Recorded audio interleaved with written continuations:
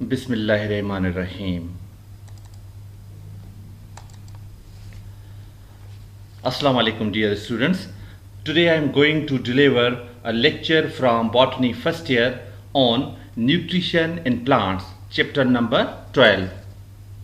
I am Arshad Jan Sarandi, lecturer in Botany, Government Boys Degree College, Tando Mohammad Khan. Nutrition.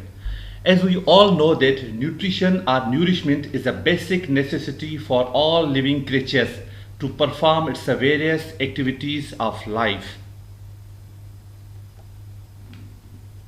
In plants, there are two types of nutrition. First one, autotrophic nutrition. Second one, heterotrophic nutrition. In autotrophic nutrition, plants manufacture their own food material, so they call autotrophs, and their nutrition is called autotrophic nutrition. While in heterotrophic nutrition, organisms cannot make their own food material, so they depend on the other organisms for their food, so they are called heterotrophs, and their nutrition is called heterotrophic nutrition. Autotrophic nutrition is further divided into two types: phototrophic nutrition, second one chemiotropic nutrition. In phototrophic nutrition, green plants and some bacteria manufacture food material in the presence of sunlight by the combination of carbon dioxide and water. This process is also known as photosynthesis. The second one, chemiotropic nutrition. In chemiotropic nutrition, sunlight is not used, but instead of sunlight, some inorganic compounds such as sulfur, nitrate, ammonia, hydrogen, sulfide are also used to produce energy. Heterotrophic and special mode of nutrition in plant. While heterotrophic nutrition, we all know that those plants which cannot make their own food material, so they totally or partially dependent on other resources for their food, so they are called heterotrophs, and that nutrition is called heterotrophic nutrition. Now the question arises, why plants are heterotrophic? Answer is because they do not possess chlorophyll or some other reasons which resulted those plants become heterotrophs. Well, there are three types of heterotrophic plant: parasitic plant, saprophytic plants, third one carnivorous plant. Parasitic plants are obtain their food from other living organisms. Second one, saprophytic plant obtain their food from non-living organisms or dead organic matter. Number third, carnivorous plant, which are also known as insectivorous plant, because they prey or hunt small animals to obtain nitrogenous compound and protein. Number one, parasitic plant.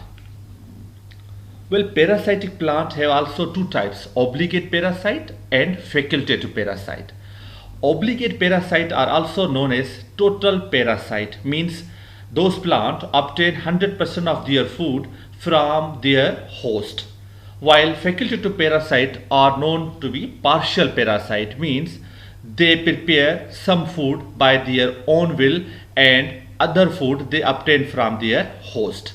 Parasitic plant also produce a special root-like structure called hesturia, which penetrate into the plant host body to absorb food material from the host. Now, four types of parasitic plant. Number one, partial stem parasite. Plant like Loranthus and Viscum partially obtain food from stem of host plant. Second one, total stem parasite. Plant like Cuscuta or Amarbel totally get food from stem of their host. Third one, partial root parasite. Plant like Sandalwood partially obtain food from root of their host plant. Fourth one, total root parasite. Plant like Orobenchi or Striga and other plants are totally obtain food from root of their host. Number 2, saprophytic plants. Those plants which do not possess chlorophyll. That's why they cannot prepare their own food material, because their roots are without root hairs, so they cannot absorb nourishment from the soil. They decompose dead organic matter into simpler compounds.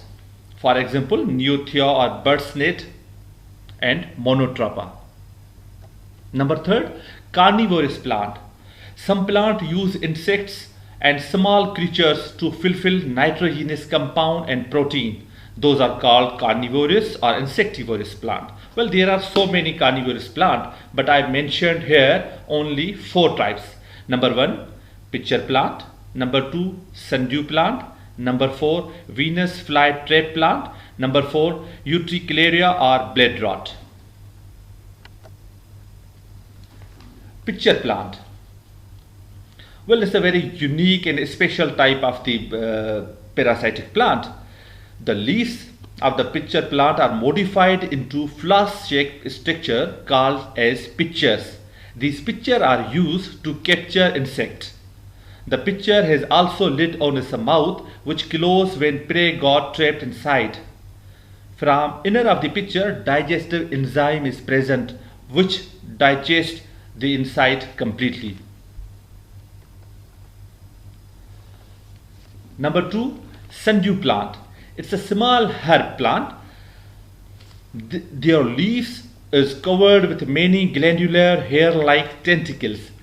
These tentacles secrete a fluid which glitters in the sunlight like a dew. So these plants are called as sundew plant. Now how they prey? When insects are attracted to the plants due to its smell, then tentacles capture the insect, and finally enzyme is present which digests the insect completely. Number 3, Venus flytrap plant. It is also a herb plant, grow in the moist places. Each leaf of the plant have 2 halves with 15 to 20 teeth-like structures. In the center of the leaf, glands are present to secrete the enzyme, and also each leaf have 3 sensitive hairs are present.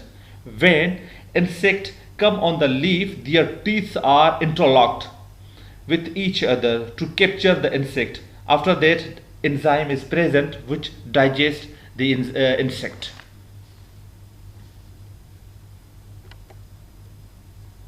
Utricularia or blade rot. It's a water-living plant in which leaves are modified into cup-shaped structure called bladders. These bladders are used to capture insect. Each bladder have a small pore or opening which act as a trapdoor. Similarly, insect capture in the bladders. An enzyme which is present in the bladders finally dissolve the insect completely. Thank you.